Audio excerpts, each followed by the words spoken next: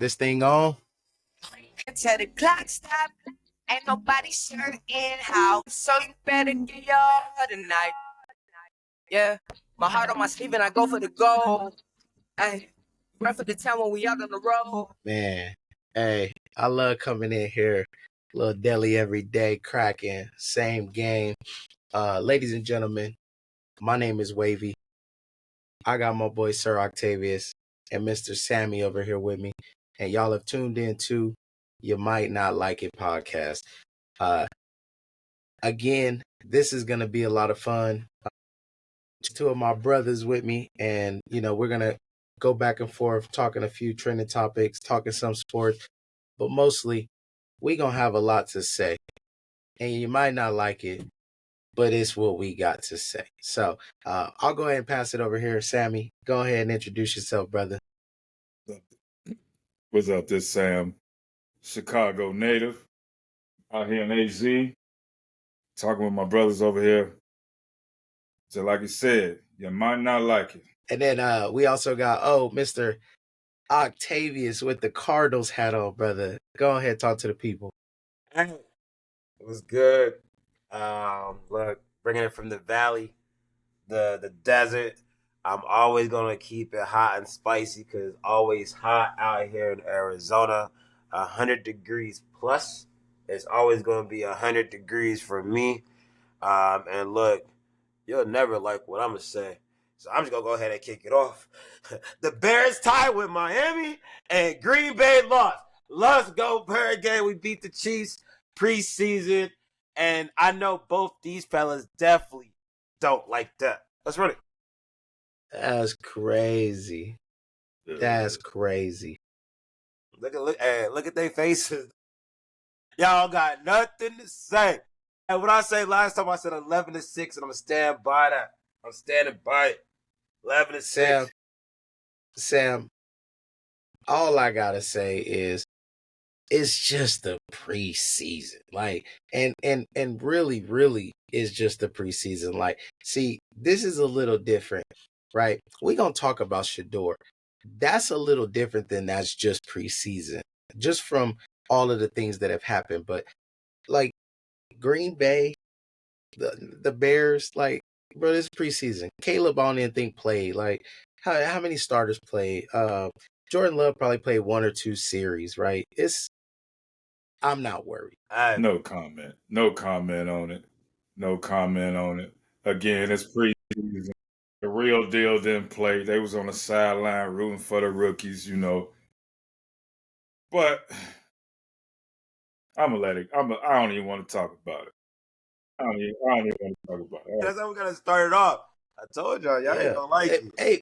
Hey, Patrick Mahomes and Travis Kelce, everybody, they all played too, right? Oh, yeah, they did. They played. I think they played two downs or two. They scored the first. I don't know if they scored the second one. Right. They basically gave you a preview of what you would have had to face if they had played the whole game. And then, obviously, hey, man, let the fifth string get in there. It's all good. But listen, we're going to have a lot more to discuss, a lot more to talk about. Again, I'm Wavy. I didn't get to say my intro. I'm out here in Dallas, Texas, home of, man, listen, these Cowboy fans out here, bro, I can't go nowhere, absolutely nowhere without hearing it. Everything is branded. And I'll tell you, bro, these Cowboy fans, this Texas, they love they Cowboys. Like, everything is in partnership with the Dallas Cowboys. If there's one thing my hometown can take from Dallas, it's businesses and the partnership with that home state team. It's absolutely insane. But I ain't gonna bore y'all with this Dallas talk, man. No one cares about the Cowboys. Kicked it off a little bit. We gonna talk about this. Packers, that's my squad. Mr. Sammy, that's the Bears. The Arizona Cardinals. I'll let you start. You mentioned 11-6. Talk to me a little bit. How you feel the season gonna go? I was saying last episode, right? I truly believe last year what really killed our momentum I can't even talk with that right now. Was a bye week, and once we came back from the bye week, like that's when we just lost everything. And so Kyle Murray looks good as long as he stay behind the pocket, do his thing.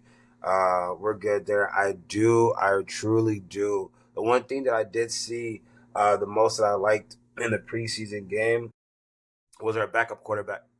Our backup quarterback is honestly, I think he was too when he came into the league. He was still too fresh. But Jacob was a Jacob Brissett. There it is. Jacoby Brissett. Jacoby, thank Boy, you. these words is beating you up today. My bad. My brain ain't braining. But no, truly, he showed promise. He's bigger than Kyler Murray. He was getting comfortable in the pocket. He could see over the pocket, and he was hitting targets. And so, to me, one of the biggest things that us as Bird games where we always fail is whenever Kyler Murray goes down, we don't really have a trustworthy backup. But what he showed yesterday in the game against the Chiefs, and look, I get it, it's the second and third round or third stringers. He was extremely confident in the pocket. And, I mean, it's not like he was just a nobody in college. If I'm not mistaken, he did win the championship. Was what, Alabama, correct? I believe. And he just took his hot ticket and he went into the league and he just wasn't coached correctly. And so I truly do believe he's a solid quarterback. I do. No, I'm sorry. He wasn't with Alabama. He was with NC. But I think he's a solid quarterback, and I really do truly think that he's going to be a lot better than where we're at. Now, going back to it, as far as like our division, the Rams, the Rams are still solid. I know that with the pickups that they did is great. They're always going to be a threat. San Francisco, I truly feel that San Francisco took an L this year, and then now my brain is not braining right now. Seattle's new quarterback. I don't feel like they're locked in after they lost their quarterback last year. So yes, I truly believe that us Arizona can go 11-6 based off of one. We got our running back Connor. Connor's running like a maniac, and then our wide receiver along with our new backup quarterback. That's what I'm saying right now. It's from what I'm seeing in preseason. I'm just going based off what I seen in preseason this game. All right, I'm not talking about any of the pickups or anything. I'm just seeing what I seen this preseason. First game, we look saucy. And look, I'm saying it from the heart. We're going 11-6. Okay, 11-6. Just a few things in there. Jacoby Brissett wasn't coached properly. Listen, man, I feel it. And is Arizona coach the coach to get him there? Now, Kyler Murray's the number one. So I'm not going to sit here and be like, listen, I'm happy we got Jacoby Brissett. Bro, I love Malik Willis, right? I need you to come in and win some games if Jordan Love go down for 1 or 2. That's what I need. I need you to control the ball. I need us to run it. I need Josh Jacobs to go ahead and take over. So I understand the backup. Obviously, being a Green Bay Packer fan, we love our backups. We draft them early while our quarterback's still in their prime. So I completely understand, but I don't know, man.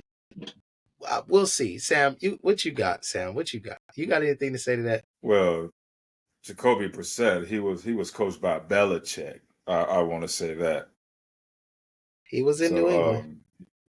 He's a quality backup. I will say that. I will say he's a quality backup. I would put it in that Cam Newton statement. He's a slightly above average game manager. I'll give him that. But as the Chicago Bears, last time I said 10, considering that the NFC North is that black and blue, the most dangerous division in the league, I would say we probably have 3 teams possibly making the playoffs. So I'm gonna go 9-8 for the Bears. Okay. Now, Hopefully they listen. surprise me. But Hey, that's where I'm gonna go. we in the same division, and I agree. I think it's the new black and blue division. I feel like the good thing about the NFC is it is division based. And, there was a time when the NFC East was that division that had 3 teams going every year, or, definitely had 2 of the strongest teams. And then it went over to the NFC South, right? Or I'm sorry, not the NFC South. And the NFC West, sorry. It was the West because you had Seattle, you had the Rams, you had the 49ers. Every single one of those teams made the Super Bowl in the last 10 years, which is crazy to think, right? It is a division-driven league in the NFC, and now it's the NFC North turn. 3 teams that made the playoffs, 3 teams all over 10 wins last season. Now, Sam, obviously y'all were the one team that didn't make it. So I hear you saying 3 teams this time around. Do you think the Bears are one of those 3 teams? Does Minnesota fall out? Does the Lions fall out? Do Green Bay fall out? I'm going with I'm gonna go with Minnesota. Probably fall out because of McCarthy. This basically his rookie season. And I still think there's going to be a learning curve. As in Caleb, I'm sure his second season will be better than his first, and he had a pretty good season considering. And with Ben Johnson and this elite coaching staff, I don't know. And now I'm thinking about it. We might be up Could there be the now. Lions. We might be up there. We might be up there. The Lions got a new offensive and defensive coordinator. Yeah, but they don't have a backup quarterback. No. I'm saying, I think they could be the ones falling out. Now, they'll go from the top. That's just too much talent over there. I don't see that. It's just too much talent over there. Were you saying too much talent as far as with coaching? With Minnesota? No, player talent. I'm talking about the team itself. And Jared Goff has grown. Man, he's grown since leaving the Rams. 100%. And but I think Detroit probably fall to 3rd place. I think us and Green Bay will fight for first seed. And I just feel like Minnesota's going to fall out. I don't think that defense could just can hold up. I mean, they're a good defense, don't get me wrong, but I don't think the defense will be able to hold up. Because I believe that rookie is got to go through that learning curve. He ain't witnessed that speed yet. I agree. He got knocked out first preseason game last year, right? And then it was the Sam Darnold experiment. Are you talking about McCarthy? Yes. Yeah. McCarthy got knocked out first game of the preseason last year. And then it was the Sam Darnold experiment, which Sam Darnold did amazing, right? I think Sam Darnold had one of the better years that a quarterback has had. 100% he's ever had. But I'm saying a quarterback has ever had, right? That was a solid season. And we'll jump over to Green Bay, right? Listen, I'm not going to sugarcoat it. I think Green Bay can go to the Super Bowl every year, right? Every single year. And I don't want to get this Dallas Cowboy delusion on me because I'm in Dallas now. Listen, I wake up different than Cowboy fans, okay? Because I'm not dealing with 30 plus years of mediocrity, right? The Packers can get there and the Packers can win. And the Packers are proven to not just be a regular season team. As considering how many times we get to the NFC Championship, how many times we're one win away, one play away, one player away, right? I think what Green Bay has in that wide receiver room, adding Matthew Golden, I don't think Matthew Golden then dropped a pass yet, right? And that's what we needed. Some of our biggest opportunities were drop passes, tip balls, interceptions, right? Jordan Love doesn't just throw the ball away. He puts the ball where it needs to be, and sometimes it goes through our receivers' hands. I'm excited for the receiving core. I'm excited for the run game. I'm excited for, Jordan Love's 6th year. I think Jordan Love can make major strides this year. And I think Green Bay is set up with being the youngest team in the NFL last year and then coming back with some of those same players, but now they got more years under their belt. They got to see more of that game speed. They've got to see how talented the NFC North is. And I think they're going to be up for the challenge. And what better way to find out, are you ready, than the very first game of the year being against the Detroit Lions? So I'm going to just come out and say, I think Green Bay, if the defense can hold up, I think our offense can outscore anybody. And when you look at the games we played, we were 1-5 in our division, but 10-1 against the rest of the league last year. I don't get why you keep bringing that up though. Like, I get it that you beat the rest of the league, but still, the simple fact is you got to beat your division. Correct. 10-1 against the rest of the league, which means I'm not scared of the rest of the NFC. Now, obviously, we lost to the defending, right? The defending champions, and we lost to them twice that year. So, 2 of those losses from the same team, 5 of them from our division. The division is tough. We sent 3 people to the playoffs. Who's to say we don't get past Philly? We don't do exactly what Philly did to the Lions. Now, obviously, it'll be a tougher game because, it's a divisional game. But again, I think Green Bay can get there just based off of some of the draft picks this year. The defensive players returning that are, going to be solid. Our secondary has been reinforced. Again, yeah, we lost a corner, but we didn't have that corner all last year anyway, right? So I think our offense is strong enough to take us where we need to go. We can run the ball if we need to, and then we can air it out. So my question, come on, Sam. My question: which take is crazier? Green Bay going to the Super Bowl, or Arizona Cardinals getting 11-6?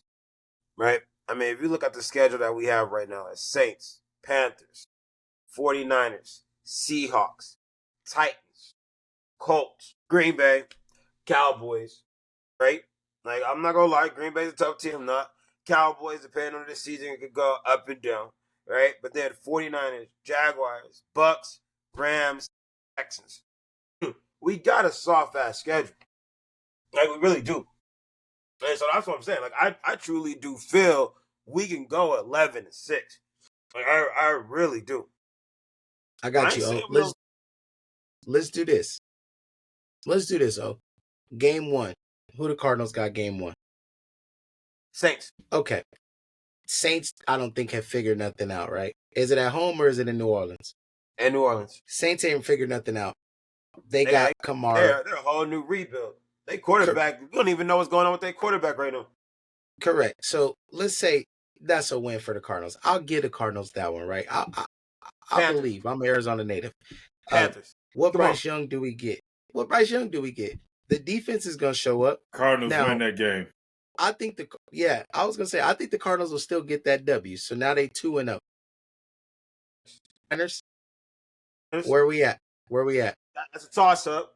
It's a toss-up. It's at the 49ers, right? It just depends on how they come off. But I feel that we're going to be strong off for 2 games. Again, 49ers are kind of in a rebuild as well. They're not as a scary threat as they was 2 years ago, right?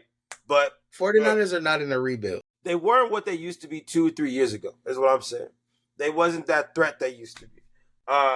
Didn't they actually just lose somebody on the 49ers? Who was it that they just lost? Debo Samuel. Say that again? They lost Debo and the other linebacker. There it is. But they didn't lose Warner. But they lost Debo. So, I feel 49ers have gotten a little softer. But again, I'm never gonna go against. So I think that's the toss. I said 11-6. I didn't say a perfect team. Correct. And that's what I'm trying to figure out, right? I think the 49ers win that game. I don't think 49ers win that game. But look, I have to see. I have to see. No. Since I'm in Arizona, I do watch some of the games, but We have 49ers. They play twice. So they play each other twice. In my opinion, the Cardinals gonna win one of those games. I just don't know which one. I'm just telling y'all. Most times, go ahead, T. I agree.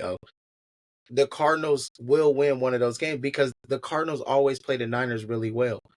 But even when the Cardinals either dominate the Niners or keep it close, sometimes they leave that gate open and the Niners strike.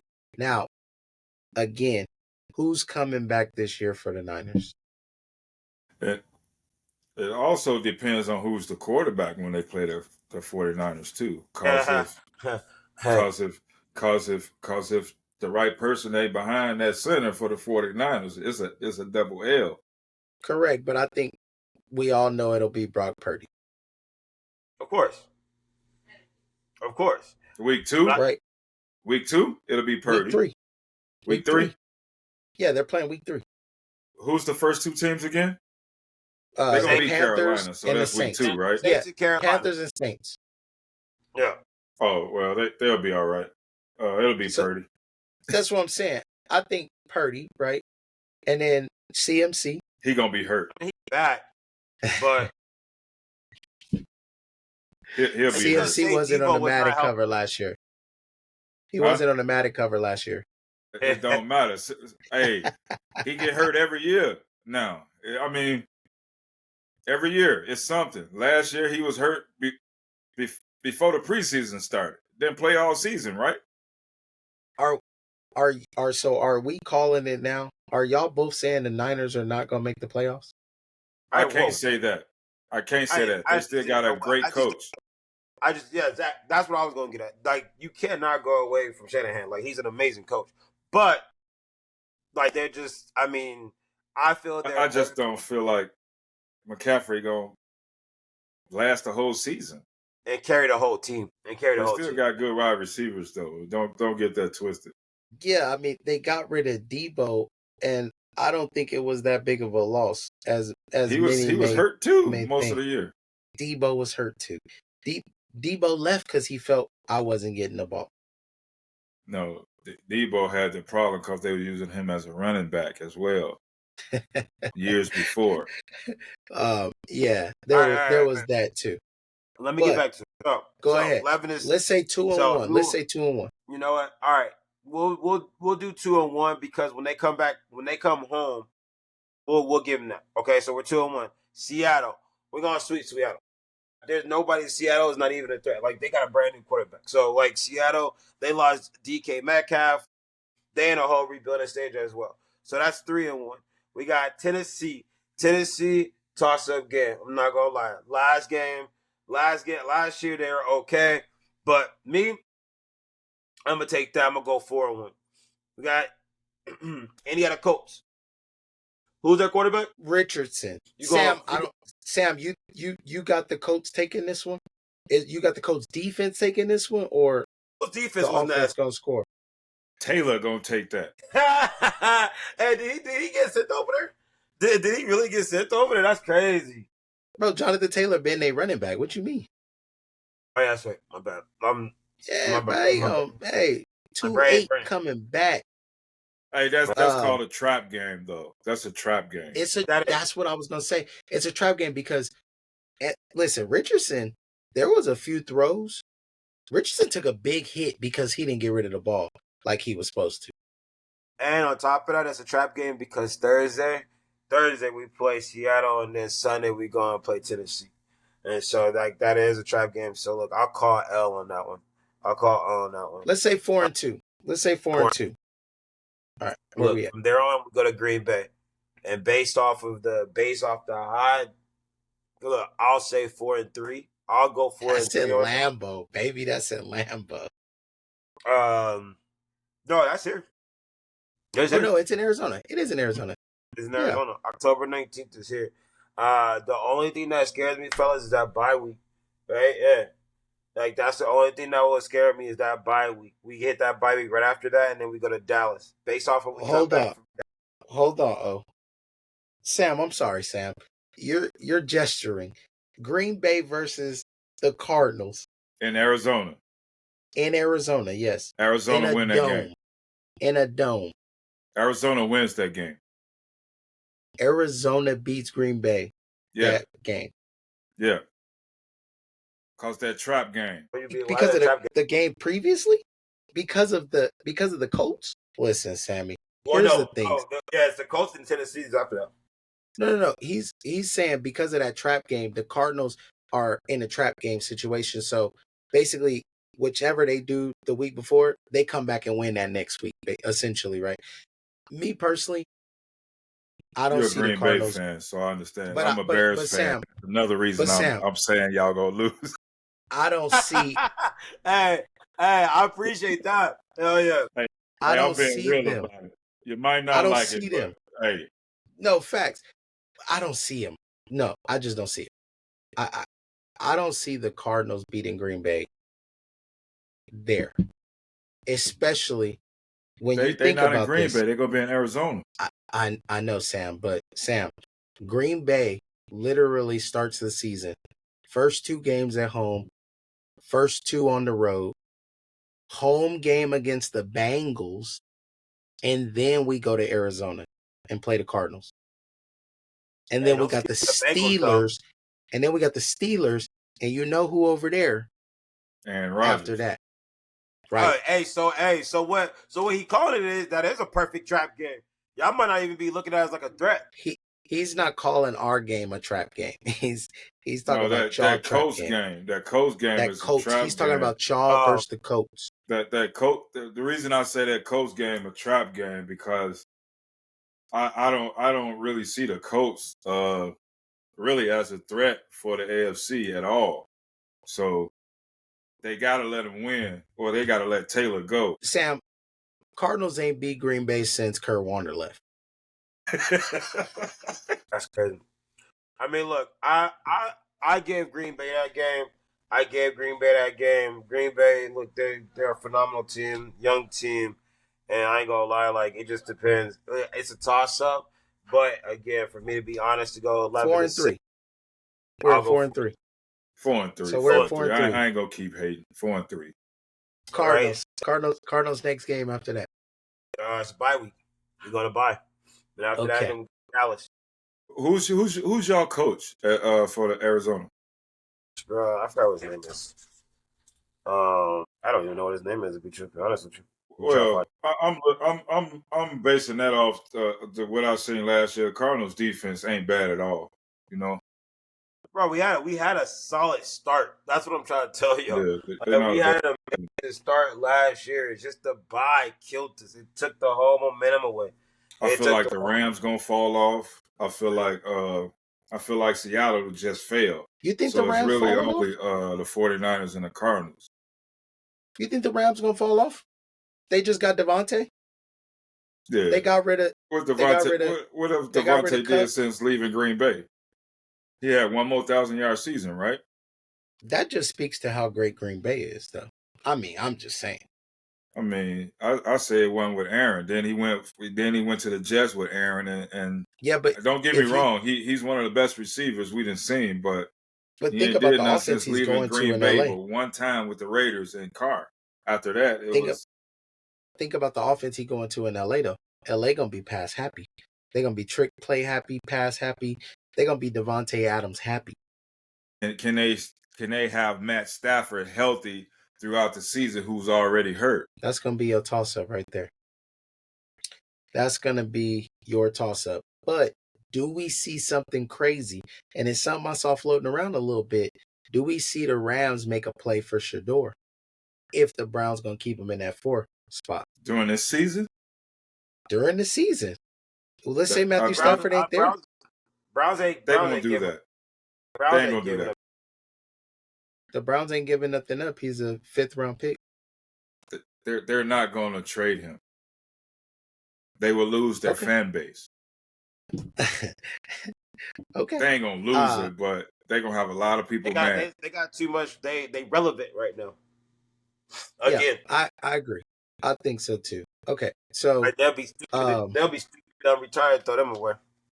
but let's say coming off the bio, and here's the difference. Like you were talking about, the bye week killed y'all last year. The bye week can save you this year. It could. Because if you think about coming off back-to-back losses, if y'all lose to Indy and Green Bay back-to-back, the bye week can save you. No good. But that Dallas game, are y'all playing in Dallas or in Arizona? In Dallas. Dallas hasn't beat the Cardinals in a long time. That may be working for y'all. But to call that game, I got to see how Pickens and CD work together. I got to see what Dak. Who? I got to see what Dak show up. So just George Pickens and CD Lambs. Just so y'all do could Dallas be 4-4. even got a running game? Y'all could be 4-4 out of that. Do Dallas got a running game? Dallas got a running back, yeah. I say, do they have a running game? I ain't say a back. Like everybody got a back. Hey, they could have had Derrick Henry. Could have. All right, so look, we got Dallas. Then we go back to Seattle. That's a dub. Like I said, San Francisco, because we counted the loss on the last one. Win. Right? So that was a win there. So what's that? That puts us 6-4. 6-4. Okay. Well, depending on that Dallas game, right? 6-4. I'll say 6-4. 6-4. Jacksonville, which win. Jacksonville is better, but win. Tampa Bay is a one I'm gonna call possibly a loss because Cardinals win. Cardinals win. Tampa Bay is pretty solid. I can't sleep on Tampa Bay. I cannot sleep on that connection. I'm trying to help you out. Yeah, I get it, but I'm telling you 11-6. Yeah. That's rough. So what you're doing is now you're gonna go on a winning streak. No, that'll put that's you what at I'm 5. saying. Because Tampa, I think wins that game. Baker has been balling in Tampa.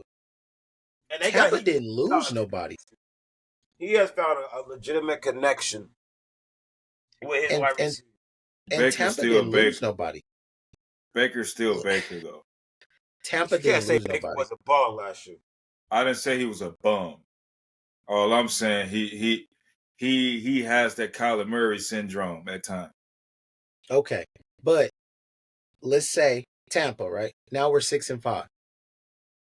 Will still haven't fallen off. You're still in play because, the other divisional teams might not be doing as great. Well, let's say win over the 49ers, so that's 7, right? And then win over Seattle was 8, right? Yep. So you should be we're 8-5. Now we're 8-5. The last 4 games, who are the last 4 games against? Rams, Houston, Atlanta. Rams twice, right? Oh, Rams, I'm sorry. Yeah, Rams, Houston, Atlanta, Bengals, Rams. So the last 5, Cincinnati be balling out the end, I ain't gonna lie. But we will take a Rams game. And I know we'll take Atlanta. Houston, I'm not scared. I don't even know about that. Listen, I don't even know about that Atlanta game. Phoenix. Hey, it ain't Kirk Cousins back there no more. Phoenix came out. Phoenix took that job. He really did. At the very end of the year, he did. But I don't know. I don't see 11-6 now. That's what I'm telling you, though, Sam. I don't know. I see 9-10. 9-10 wins. I mean, that's why you got to beat Tampa. You have to beat Tampa. You got to beat Tampa. You got to beat Tampa, and you have to beat Seattle twice. You have to beat Seattle twice. You cannot let Seattle. And you got to upset the Bengals to get to 11. Who Seattle got? Seattle got Drew Lock. Let's see. No, they really ain't got nobody but Charbonnet, huh? And they running back. They got rid of all their receivers. Lockett gone too. Yeah, but they still got Njigba. That's one receiver. Yeah, Njigba. Everybody else, yeah. All right. My bad for spending too much on that one, but it's very realistic, and I'm not picking on you. I'm picking on my cousin Jamar because I I would want say him 10 to and hear it 7. too. I'm still going with 11-6. Yeah, take your 11-6, bro. Y'all are gonna have to win some games, but y'all are gonna have to not that Carolina game is gonna be dangerous for y'all, and that's early. Week 2, that Carolina game gonna be dangerous. Bryce Young looks way better. He came through at the end of the year with way more confidence. Looked really good in his first preseason game. Went down, got a touchdown, got out the game. Hey, Bryce Young looks was confident. he playing against the starters though? It's the Browns. Hey, don't get the Browns defense twisted. Y'all in this preseason, man. Look, they playing. You got players playing to get a job. Like they ain't just not playing. It's the Browns. I don't think y'all heard me. I'm not saying that. Oh, I'm not saying that. What I mean by preseason is these cats coming out of college. You got a sprinkle of veterans that's in there. That's like second string, third string. These sprinkle of veterans. Some like in a second season, maybe third season that ain't quite. That's still fighting for their job. Now, the fact that this Young is, if he was against some real starters, what I'm saying, I don't think he would have showed out like he did. That's all I'm saying. And I could be wrong. He might have advanced, but I don't see it. I think they have a good team. They got a wide good offensive receivers. line though. They got wide receivers. They got running back. Like I think the Carolina Panthers, if Bryce Young gets it together, can be a dangerous-ish team. I don't think they go into the NFC Championship, obviously, right? But I think that they're a scary team. Now, I definitely believe they're better than they were last year. Yes. Let's pin this, right? That's gonna be an interesting game to watch. Mark my words, week 2 Cardinals, that'll be an interesting game. Let's pin it. I don't want to get into my Green Bay feelings. I don't want to get into Cardinal feelings. I don't want to get into Bears feelings. Let's talk about a team that was in the NFC Championship game last year. Just picked up Deebo Samuels, and they don't want to pay their number 1 wide receiver. Scary Terry and the Washington Commanders. What do we think about Scary Terry and the Washington Commanders? You see it in Dallas, right? Jerry Jones is battling out with Michael Parsons. These are 2 elite players, key players for both teams, especially a team like the Washington Commanders who went to the NFC Championship last year. They overachieved with their young quarterback, and now they don't want to bring their number 1 wide receiver back or pay him right now. What y'all think? But for one, they gotta pay him. You can't let your top number 1 wide receiver go, especially with the quarterback finding his confidence last year, the success that they had. I mean, your quarterback needs a wide receiver. So I truly feel he's not going to go anywhere. I feel like they will have a deal done, and I don't think he's going. I truly don't think he's going anywhere. I think it's all a lot of noise, like it always is. But at the end of the day, the Washington Commanders, which is a team still called the Washington Commanders, will find a way to sign him to keep that team on the same path that they were going last year. That's how I see it. What you think, Sam? I think they gonna find a way to sign him, but I also think that they're not going to be the same team they were last year. You think they just had some that rookie luck, or what do you think? Just the stars align? What I think is now they know that they know Daniels is a real quarterback, and they got more film on him now. Just like we had, most people had this same interpretation for Stroud. Like Stroud was better than any quarterback ever leaving college coming into the NFL. What happened in second season? It still was. It wasn't as great as the first, but he was still good. You know, right. He could no longer. He did it in certain games, certain teams, but what happened to Texas at that point? They got film on him, so they took those things away. And I think they're going to do that with Daniels. Now, he may surprise me, but I don't think they're going to be the same team that they were. And as in Debo, I think he's going to take away from Terry. And there's a chance Debo might not play all 17. And that's why I think it's more important to sign Terry. If Debo is not healthy, if Debo can't go, you need Terry back, right? For your QB's confidence, you need Terry. And Jaden, look, Jaden Daniels, my old podcast, the Wavy and Gray, we covered him at ASU. When he went to LSU, I knew he was going to be a problem. Already knew it. Now, Heisman Trophy winning problem, I didn't see that. But I knew that he'd come in the NFL and it would translate, right? I knew that he could help them win. I didn't see that run they went on at the end of the season and going to the NFC Championship happening, though. But he's capable of that. And I think it's like you saying, Sam, do they get more film? Do they figure it out?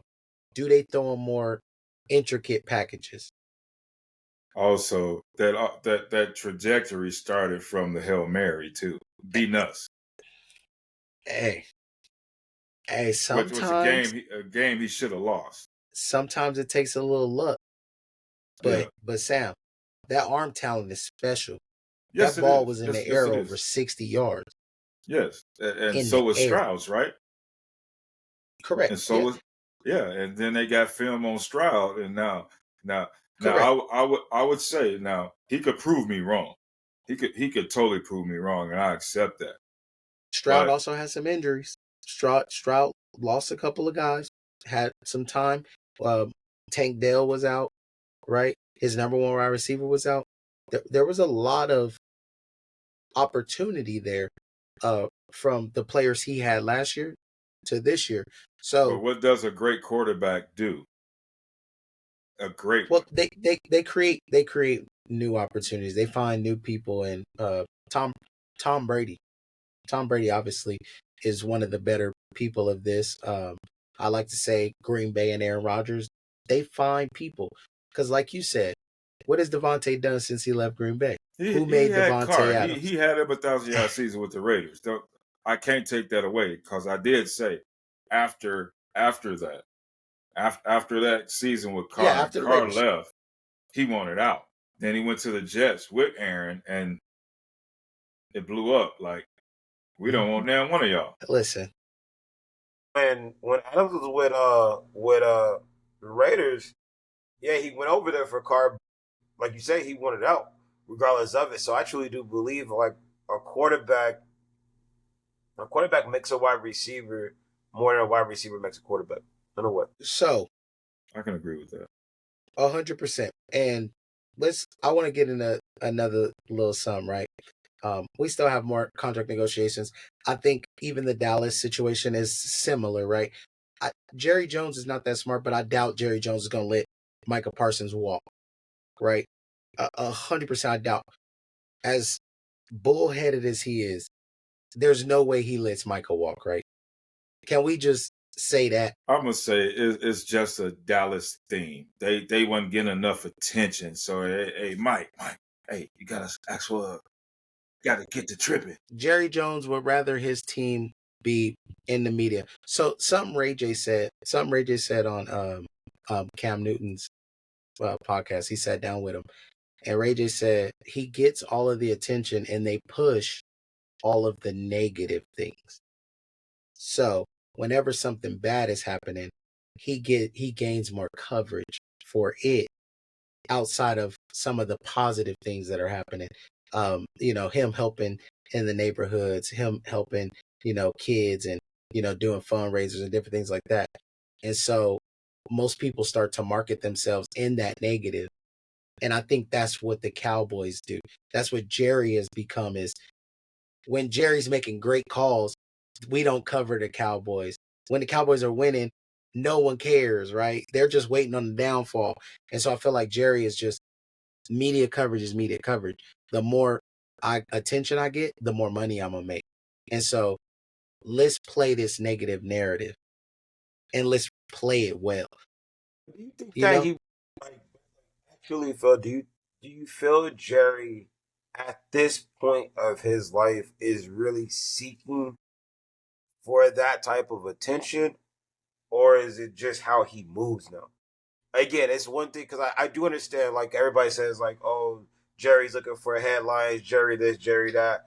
Like I get that, but look, whatever Jerry does, it's gonna bring some type of headline. And every player, every major player that they draft, he always does this. He did it with Dak, even though yes, Dak got injured.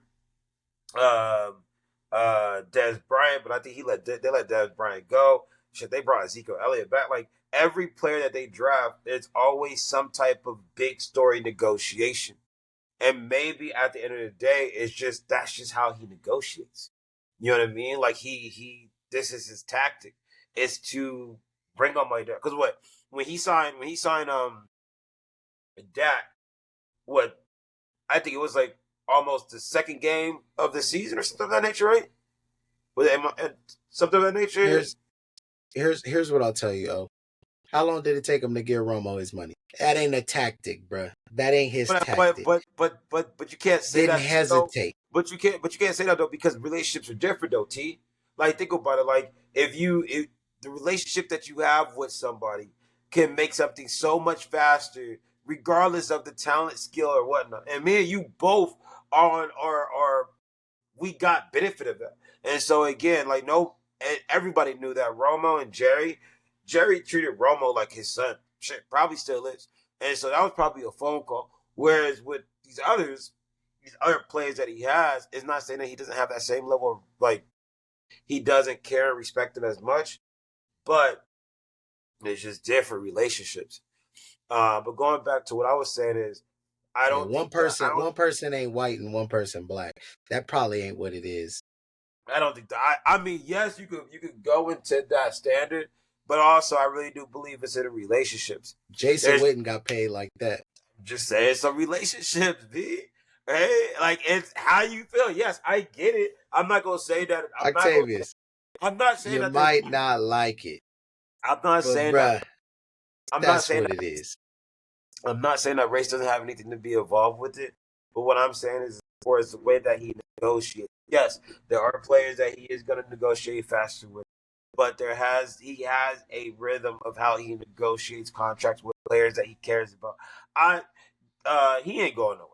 Like he ain't going nowhere. It's a negotiation. I don't think Jerry is doing this for any type of publicity or to give any more hype. It's just how he negotiates. He owned it. He set in his ways. Old, set in his ways. Any last words on this, Sam? I'm gonna say, man, like both of y'all made key points. I do think it was some relationships in there, but I also think that he really don't care about winning. And the reason I say that is because he's one of the big dogs of the NFL. And the fact that he came out and said, "Hey, don't nobody lose no sleep over this. This is what I do." So him knowing, just like he said, it probably be week 2. He become the biggest paid defensive end ever in the league. Ever. And is that going to really calculate to them getting to the Super Bowl? No. You know what? Here's what's gonna happen. Sam. September 28th, Sunday Night Football. Green Bay gonna roll into town and dust them off. By Monday, Micah Parsons gonna be the highest paid defensive player ever because he's gonna need to spin it somehow, some way. But I want to ask both of y'all this question. Yes, not taking none away from Michael Parsons, but how many games he averaged per season on the field playing? So, I think last year Michael was off the field a little bit. I think he was hurt, but the year before when he was going on his sack frenzy, I don't think Micah missed a lot of games. Now, again, I I have don't this spend all Dallas my Cowboy Sundays fan. Like he's a fan. a fanboy. Yeah.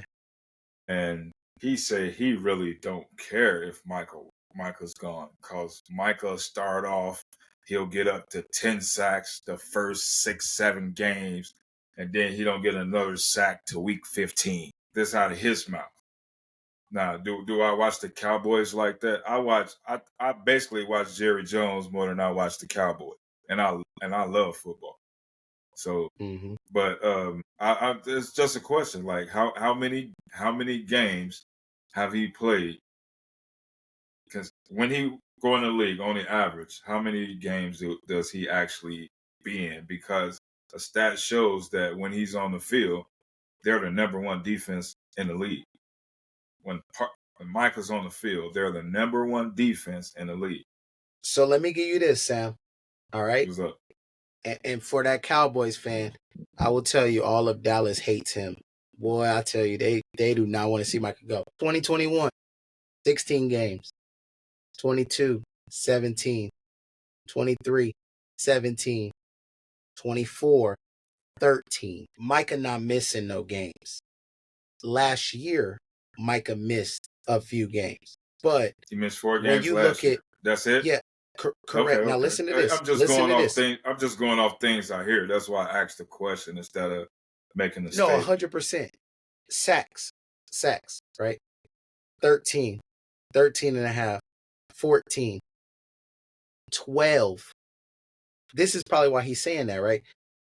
Micah played 4 less games than he's normally played and had almost more sacks than his top sack season, right? He had 12 I sacks. see you pulling up that data. So I'm gonna ask this question. After week 10, how many sacks did Micah accumulate after week 10? And how many did he have week 10? And then how many more did he have after that? Any of those seasons? Any of those seasons? He had 4 last year. He had 4 sacks last year. Right. After week 10? After week 10. Yeah, 4. I could look and I could break down every game, but I don't think. The reason I asked that is because this is coming from a Dallas fan. I ain't saying who it is. I'm just saying, like, correct. He said, like, hey, he'll start off like crazy, and then you don't see him no more. But I don't know. I don't watch Dallas like that. I think that's a lot of what happened last year is where Micah came out hot last year. And then because he was hurt, it seemed like he kind of fizzled off. But then also, you got to think about it. Is Dallas in the race every time toward the end? Is it good for Micah to come back in most of these instances? Dallas is not fighting for playoff position and crazy like that, to where I feel like as an athlete of Micah's stature, right, is it worth me risking that when we ain't got nothing to play for at this point? Now, do we need to get back out there? 100%. But I think when there's nothing to play for, in most instances, toward the back half of the season, and Dallas ain't. When they lost Dak, where was Dallas going when they lost Dak? Nowhere. Micah balled out and still played the whole season. So it makes sense. But I think opposing offenses hate to have to play Dallas defense. I would too. Now, you got to remember too. Here's another thing too, right? Is also a product of, and most D linemen, they're also a product of what their secondary can do. Majority of the times, you have a great D line because you have a great secondary. Who was missing also last year? Flip that. No. What I mean, yeah, you have a great secondary because of it. But what I'm saying is you also still have, let's say, you start to get double covered. Now, that cover man who was missing this year, Diggs was missing this year. Right? So highest paid corner, right? And Micah was still getting busy up front, even without that backup there, right? So it's a lot to be said. It is, and the conversation can honestly go either way. But the Cowboys are the Cowboys. I think nobody got to throw any more dirt on the Cowboys. The Cowboys know, and they go as their owner goes. I feel like you said, Sam. I think the end statement to this He doesn't care about winning. And it's crazy to say it that way, but like when you look at it, that's what it is. I think a lot of players, if you ask, they would have taken Derrick Henry over just about anybody on that roster for the Cowboys. Because the Cowboys when they've been good, the Cowboys had a dominant run game and a great offensive line. Troy Aikman threw some balls too, but the majority of where they were dominant, they had the number one run game. They had the number one offense. They were able to run the ball so good, it didn't seem like you had a pass rush when it was time to throw. And he wasn't paying his offensive lineman. Which is another crazy. That's crazy. But offensive linemen are getting paid now. They're getting paid now. Did what, one or two offensive linemen last year? Yeah, and them guys good though. They've been drafted. Dallas has been drafting to get that line better every year. They've been good. They drafted another one. The original team that started with the lineman. Yeah, they drafted another lineman this year. Everybody was mad they didn't go get somebody else. Yeah, they know how to pick linemen though. They do know how to pick some offensive linemen. 100%. One of the most important positions up front. If you ain't got that, your quarterback on his butt. If your quarterback can't make reads, he on his butt. Now, sometimes there's the quarterback to blame, sometimes it's not, right? Okay. Beyond that, let's get into one more. We mentioned this a little earlier. And again, defending Super Bowl champs. Cam Newton on 4th and 1 has been what I would like to call, most people are making him an easy target.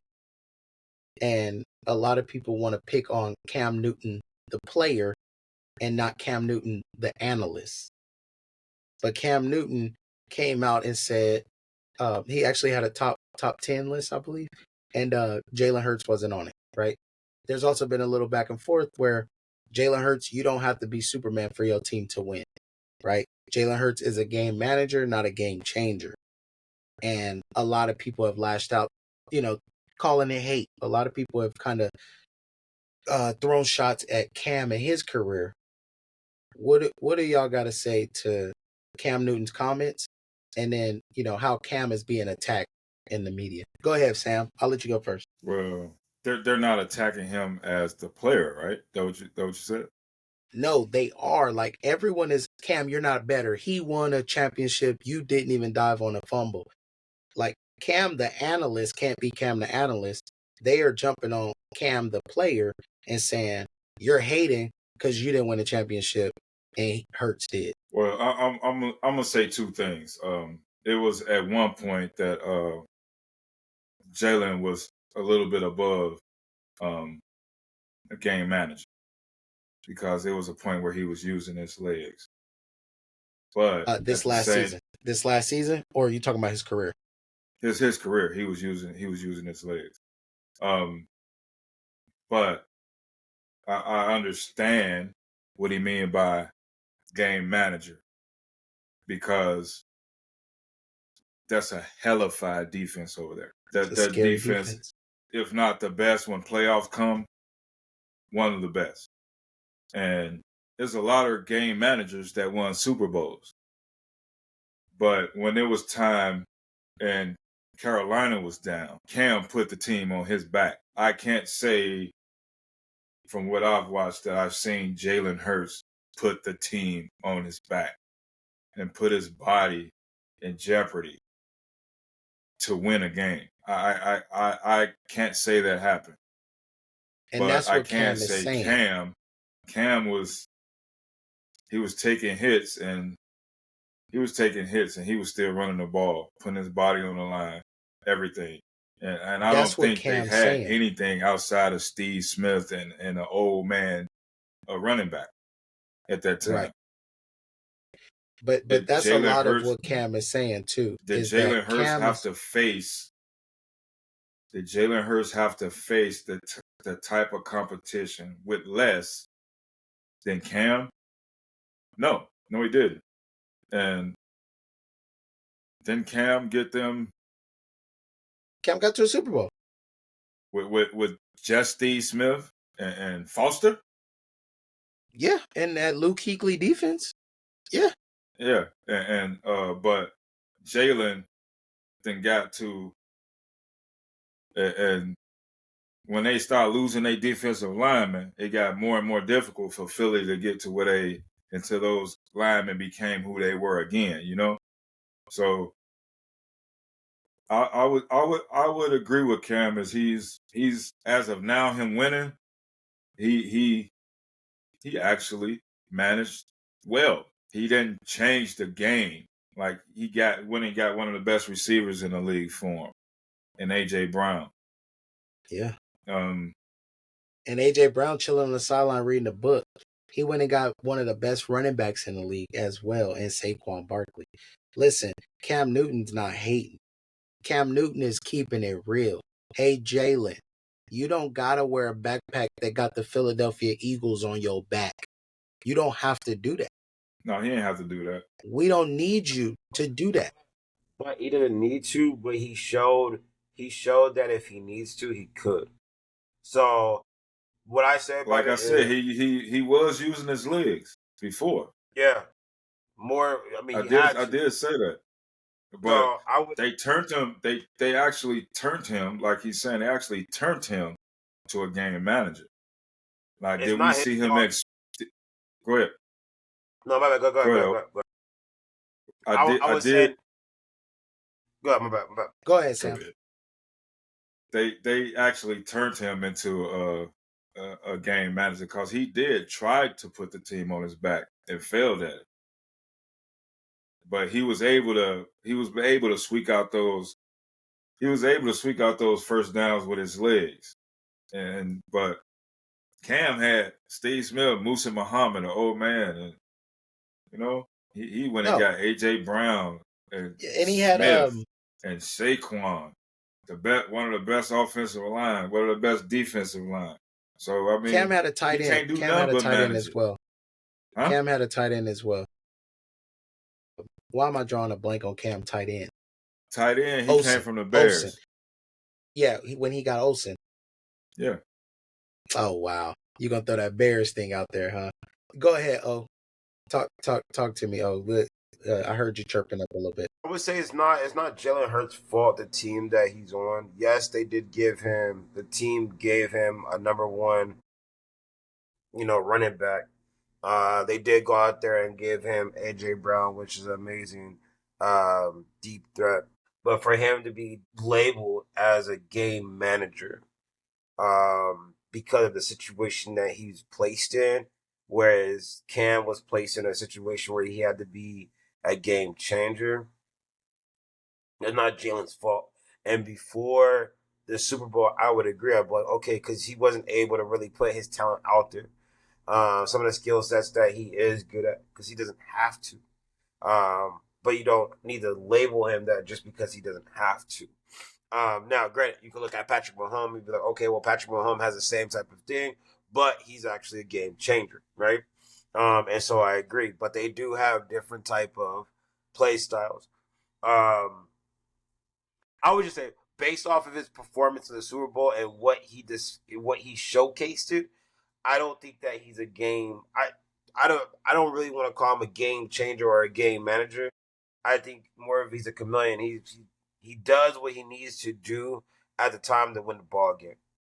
If he needs to be a game changer, he's that. If he needs to be a game manager and just feed the ball off, he's that. And I don't think there's anything wrong with that. Whereas Cam is coming from, I think it's in a level of kind of like, woe is me. Like, damn, I wish I had that. And if I had that, like, where would I be in a way? Like, yeah, I took like look what I had, and I took a team all the way to the Super Bowl. And so I do think it's a little bit of jealousy, a little bit, because again, he's looking at it like, damn, if I was in that situation, like it would, I'd be an easy person as well too. Yeah, I think it's a little jealousy that comes with it. But look, Cam was he was Superman. Phenomenal quarterback. It just didn't work out as needed to be. But yeah, Jalen Hurts. I will label him as a chameleon. He does what he needs to do to get the job done. Okay. Let me give y'all fellas a few more stats here, okay? And when we think about overall the entire last year, when we think about that Philadelphia defense, what Cam is talking about is Cam's not blaming Jalen Hurts for having a very good team. He's not. He's simply saying, we just need you to do this and don't do that, and we'll win the game for you, is what Cam is saying. Cam is just simply saying, hey, Jalen, I don't need you to come out here and throw for 3,000, 4,000 yards. Last year, he threw for 2,903.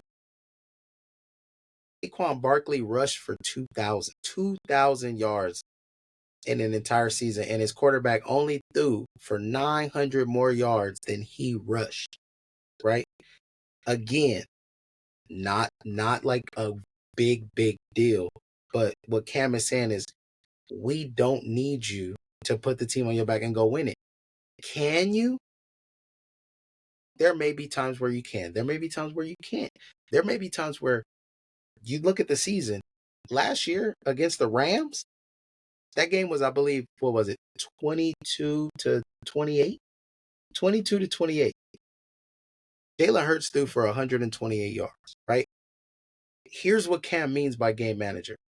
He was efficient, and he went 15 for 20, 128 yards. I don't need you to go out here and be an all-star and throw for 300-400. Saquon gonna go run for 2. He gonna run for 150. Our defense gonna take the ball away. Our defense is gonna hold them.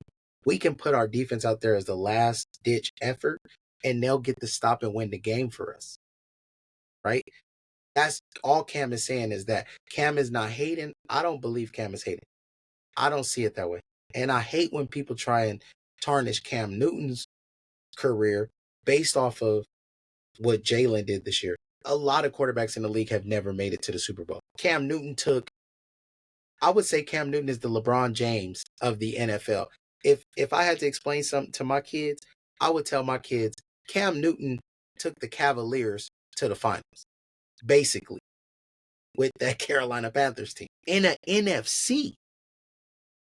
That was crazy that year. Come on, Sam. Come on. I know you heard the LeBron thing and you went crazy. No, it wasn't that. If now I kind of agree with O. Now I kind of agree with O, because I have to ask this question: if Cam won a Super Bowl, would he be saying this? No. I 100% think Super Bowl winning Cam would be saying this. Okay. If Cam won a Super Bowl, it's your opinion. Cam would say it either way. But I'm gonna say this. Cam has never said he's better than Jalen. Cam has never come out and said XYZ. Cam has literally just flaunted that I'm a Heisman Trophy winner. There's some people that can't talk to me. I did hear when you say game changer, okay, Cam was a game changer. Brady was a game changer. Mahomes a game changer. I pretty much can't name any go over to AFC, Cincinnati. He's a game changer. Jackson. Kyler Murray, at some point, sometimes he's a game changer. Some of these cats need to be game managers, but that all depends on the coaching staff, though. Like example, Andy Reid in Philly.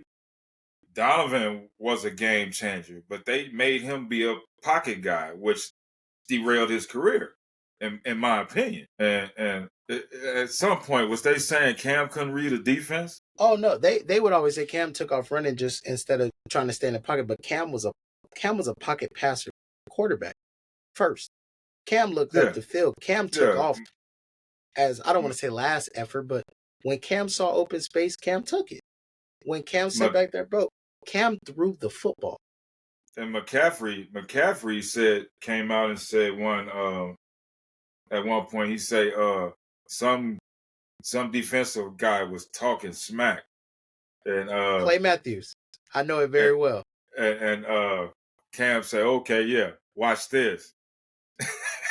Touchdown. No, Cam said this. He said, "Oh, you've been watching film," because Clay Matthews saw the play, saw the formation, called it out, and said, "Watch him, watch him, watch him." And Cam said, "Oh, you've been watching film." He said, "Watch this, ready." And then instead of the bubble, he sent McCaffrey back up the middle, and so our guy went out. McCaffrey went right under, and Cam dotted him. So again, yeah, He can read the defense. Cam can absolutely read the defense. Cam can play I quarterback. said that it was a question. At one point did I hear that? Yeah, they used to talk about Cam like that. They used to talk about all black quarterbacks like that. That was the narrative of running quarterbacks, was they couldn't read a defense, that's why they ran. Yeah, it was always that. I think he's a little better than to be honest, because I did say that I didn't seen him like use his legs to get what he needed before. Yeah. So again, Cam never called, being a game manager. He never called being a game manager as a bad thing. It was never that, because as you were naming, said it though. It was the way that he said it though. It was a slight, like it's a slight hit. Like, to be a game manager, like when you think of game managers, he was putting like Dak Prescott in there, and Dak is a game manager. Yeah, Who? So game manager was like a Dak step Prescott. Below. Like man, Dak, a game changer though. When he's a game changer. Like he got too many yards to be just a game manager. I just the way it sounds is that game manager is lower than a game changer. Like, if you're a game changer, then you're like, that's how it was being portrayed and put out to the media. Like I know Cam, I know Cam possibly didn't maybe think of it that way, or when he was talking about it, is how he was personally looking at quarterbacks. But like, when you think of it again, a game changer is a lot higher than a game manager, and like, it's a little bit of size, nothing crazy. And so that's why I said I truly feel Jalen Hurts got to show both sides. I think he's a chameleon. I think it's not though, and here's why. Because y'all have to, bro. Lamar Jackson's game changer, right? Yes. Lamar Jackson can't win playoff games. So it is not that being a game changer is better than being a game manager. What he is telling you is that if you don't mess up, we're going to win this game whether you have a great game or not. Period. I need you to manage the game. That's it. Cam is not saying that a game manager is lower or higher. He's simply stating that we will win this game if you don't turn the ball over. We'll win the game if you don't do this, do that. Now, again, that's not true. That's not true. Yeah, that's literally what it is.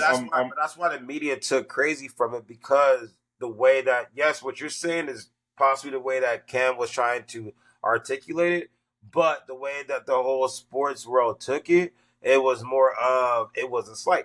It was like, if he come back with a rebuttal, which he tried to do, he tried to do, but I see where it could, like I said, I see where it could be a little slight, and the reason I say it could be a little slight, because when you say it that way, you're actually saying that a game changer is higher than a person like that, because you're saying, hey, I can put the team on my back. Only thing you can do is manage and do what the coach says, because you can't change the game with who you are. He's saying this team, that was what they needed from Jalen. He's not saying Jalen's whole career, because I'll give you I'll give y'all this example, okay? And I'll give y'all, and it's gonna suck the example I give y'all, because obviously, he's the GOAT. Who that? 20-3 at half. Ready, Atlanta. Jalen Hurts comes back and wins that game? No. The team that he has right now? With that team, yeah. No. I believe so. not I believe against Brady. again, like I said, that's what I'm telling you. Like Jalen Hurts, I feel like if he wanted to be selfish and play more of a like selfish type of ball, I think he could do it. But again, he knows that it's not needed. So it's like, yo, I'm playing what's going to make the team win. That was one good thing that was really good about Brady. Brady always found the right play. Fourth? He was always famous for his fourth drives, his final drives, is because he made sure to always find the right play. Now, granted, Brady never ran anything, but he always made sure. And so that's how I look at Jalen Hurts. Jalen Hurts is going to do the right play, whether it's him running it, he giving it off, he doing a little dime, like whatever it is, he is going to make the right play. So yes, I do believe he could come back from a 20-3. Well, that's kind of that's kind of hard to compare because Brady had a Brady had a defensive minded coach and a very good defense in most cases. So would they actually come back? I can't say that, but just as well, Philly got a damn good defense, so there's a possibility he could do it. Like I said, before he got Saquon, he would run for that first down himself. I'm just Now giving he y'all. gets Saquon, I ain't gotta run. I'm I playing just devil's give to advocate. him. I'm playing devil's advocate and giving you game manager versus game changer. But him being a game changer, like you said, Cam being a game changer, never got him what he needed, what he wanted. Correct, but again, it's because y'all are still thinking of the term as one being positive, one being negative. I'm not looking at it as like in a big positive negative thing, but the game manager beat the game changer and Patrick Mahomes. But You know what I'm saying? he didn't play like a game manager that game though. That's what I'm trying to tell you. Like he played like a game changer that game, and he beat Patrick Mahomes. He ran the ball. Jalen, like that game, he played like a game changer. Yeah, because they shut Barkley down. Yeah, Barkley only had 50 yards. Yeah, they shut Barkley down. That so who won that game? The defense dominated that game. The defense gave the offense short field all game long. The defense came out and showed up. Jalen Hurts I think he threw like 220 yards passing. Saquon had 50. That defense dominated the game. That was literally why the game was what it was. And the game should have even been a bigger blowout, but there was some little, last minute touchdowns and different things like that were just like, pity gimme stuff. Well, bro, again, Hurts was efficient. I mean, 17 to 22. I can't say none of Cam. I never played in the NFL. I mean, he has a right to his opinion, but in a way, I can understand. I can understand how it could seem like a slight, but I also can now understand what you're saying. But I'm in like middle of the fence with it, so it can go both ways. But I cannot take none from Jalen because I did see him. Like win a game for Philly. I didn't seen him do it. Yeah. As well as I didn't seen Cam win several games for Carolina. Yeah, and I don't want to take none from Jalen either, because I think Jalen and I think that team was great, and they were absolutely the best team in the league that year. Like, period. No matter how I felt about Green Bay, they beat us twice. One in Brazil and then one in Philly. So I think the team was great. Jalen is great. I just think that I hate that.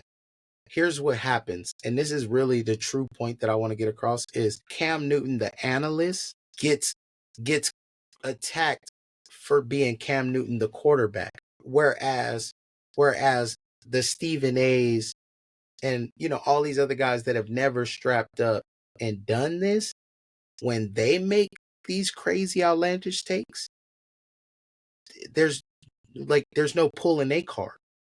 But why do we pull Cam's card and say, well, Cam, you never did it in the NFL. You didn't do this. You didn't do that. And it's like, bro, I'm giving my take as an analyst. I'm not saying compare me and Jalen Hurts. He never came out. Cam didn't come out and say, compare me and Jalen Hurts. I'm a game changer. He a game manager. Never. He was critiquing the game as an analyst. But everyone came back and attacked Cam, the quarterback. Everyone. That's what I'm saying. I feel like everybody attacked him though because of it seeming like it was a shot. Like, yeah, he like his point was valid, but it just seemed like because he was like, I was a game changer, right? Like I was a game changer. He actually said it that way, Octavius? No, I don't quote me on like the way that he said it. But I'm just saying, like, as far as the people that he labeled game changers, I'm pretty, again, I can't remember exactly how he said it.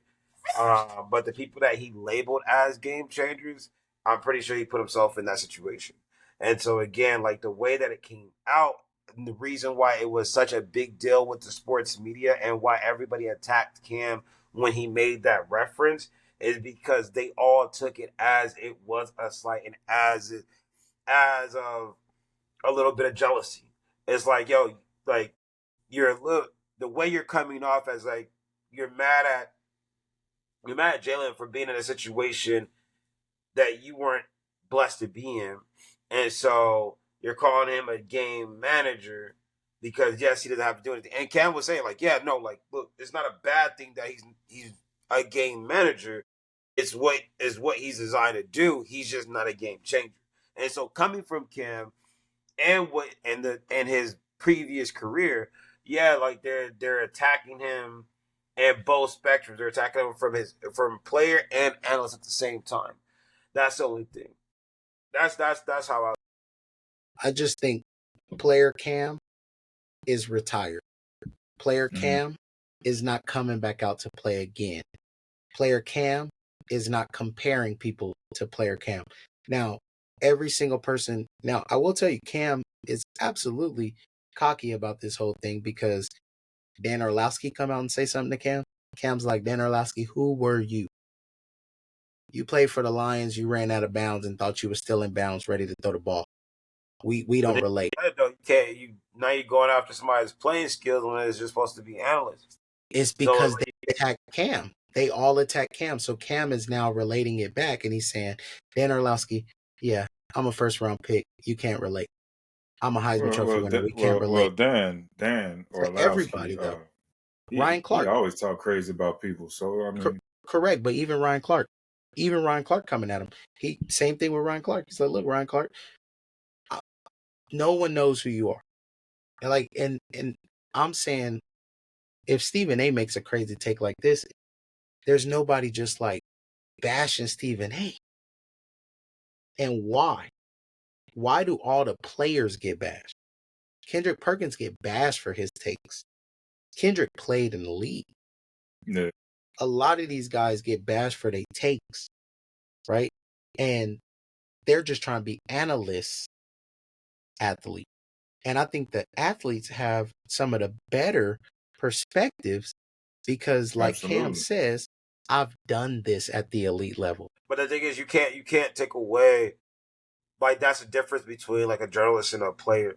Like a player, just because they get into this new role, like they still have to, just as much as you're critiquing somebody on them, like you have to be able to get critiqued on your game too. Like it just is what it is. Like that's just the new way that you have to be able to see it. It's like when, again, the reason why nobody critiques Stephen A or Skip Bayless or whatnot is because, again, they didn't play. So you can't, I mean, even Stephen A, they call him all the time with the whole, what was it, the 1 point for like 10 minutes that he played high school basketball, right? And so, again, it's like the only reason why they're not getting hit, is because they can't, right? Like they just can't. Like when Shannon Sharp was when he was critiquing, nobody could really say much to him because he was great. We talked about Michael Jordan coming on, about to do his sportscast. Again, will people ask him questions regarding new profession? Yes. Shaq and Charles Barkley happens all the time, right? Like players critique players because, again, it's like you're critiquing my game, but what did you do when you play, right? And so I think it's the new wave on how they're doing, how this whole sports media is working because you're getting more formal players, especially players that just left and that know the players that are playing now that are critiquing these players than before, where it was like you were removed from the game for 4 or 5 years before you went and started critiquing players. Yeah, yeah, like Cheryl Swoops and how she talk Caitlin about Clark. people now. Yeah, Cheryl Swoops be going in. But again, I don't think that it's hate. And I think as a fan, like me personally, I love to see Cam line it up. I love to have When seen now? Cam playing. No. I'm saying prime Cam, bro. Superman Cam. Yeah. Superman Cam in this league. Y'all do know. You do know that like they literally took props out of touchdown celebrations. Now you could bro, you could do dances, you could do backflip team celebrations. The game is completely different. Same with basketball, right? The game is completely different. A lot of these older players can translate and they could still play in today's game.